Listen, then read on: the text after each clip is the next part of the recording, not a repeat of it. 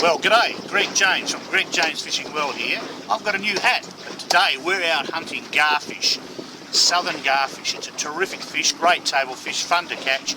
I'm about 20 k's off the Spencer Gulf Coast in southern South Australia.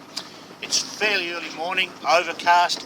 In just a moment we're going to pull up on my secret spot and we'll go through a few tips that I've got to try and catch these lovely fish. Tight lines.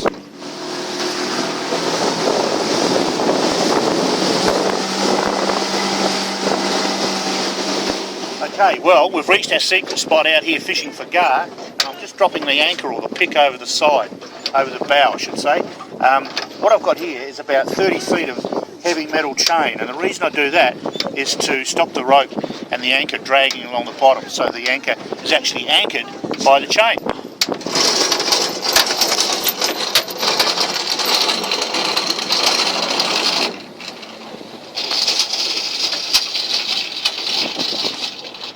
So we're in about 10 metres of water, 33 feet.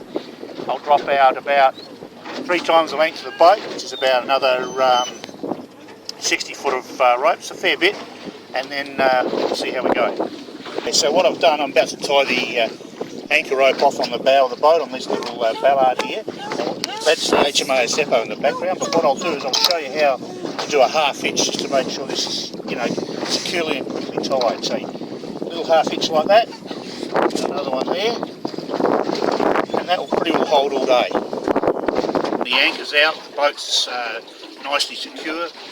The tides have been really bad, and if you're fishing in Gulf waters or estuaries like we are today, this is a big estuary I must say, and the tides are bad, I've picked a day where the wind is up a little bit, so it's about 10 to 12 knots. It's not really strong, really, not that strong, but enough to give the surface a bit of a ripple.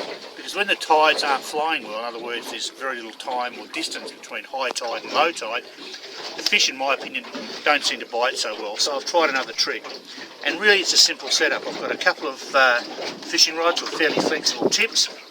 Garfish are a surface feeding fish, so I've got a pencil float, what we call a pencil float, to keep the hooks and the line on the surface or just below the surface. I've got 2 rods set up like that. I've got a bait board, which I'll just show people as a little interesting adaptation or creation of mine. A lot of people use it, so it's not exactly what you'd call patented, but nonetheless, it's a bait board that fits on the gunnel of the side of the boat. And as you can see, I've got a 6 metre or so boat, so the gunnel's fairly wide. I've got a piece of plywood, pine wood, whatever, and what I've done to secure it, I've actually put a couple of fairly rough and ready little another couple of pieces of wood on the other side, screwed them in so they act as a clamp on the gunnel of the boat. Particularly if it's rough, and that's there to secure your bait. I've got my bait. Today I've got a mixture of cockles and maggots and gents. I've got a burley basket, which I'll show you about in a minute, and I've got some burley. I won't mention the brand name. And the idea of the burley is that this will go into this container in a moment, like thus. These are little pellets with aniseed in it, little grain pellets with aniseed in it. Put about a third to 20, maybe not quite half of filling that up. Secure it well. Tie it off with a piece of rope.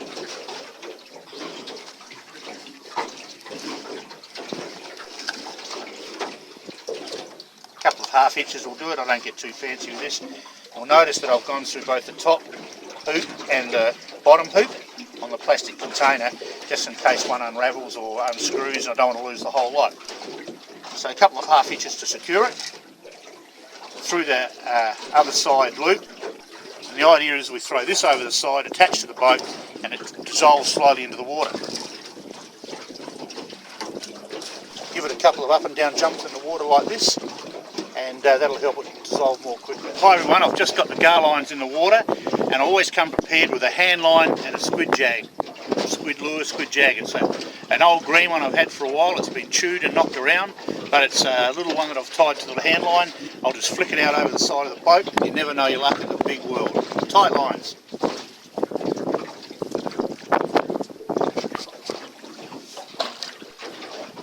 And I've got a squid, got a little calamari, southern calamari, not a big one, but a nice size. Only just got him, so I'll bring him up really quickly. There he is, have a look at that, a ripper southern calamari, and Zeppo, the inquisitive squid dog, has come in to have a look and help me out. Thanks, mate. You're doing a great thing there.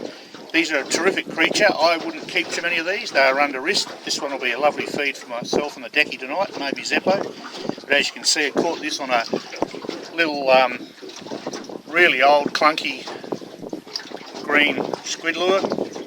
Hand lines right over the side while I'm fishing for gar, and you never know your luck. And here we go. Couple of beautiful gar. God, they're all over the bloody camera and all I'm filming is my head. Hold them, let's grab the line there. There's one. Sorry about the jerkiness, Sean. And there's the other. Two beautiful southern gar by Little Miss Deckhand. Southern calamari coming in. Small one, this one. Had a little hand line over the side with the old clunky squid lure. It's only a baby, so he's going back. Beautiful squid, a lot of people keep them, but one or two's enough for me, and this one's a bit small. There he goes.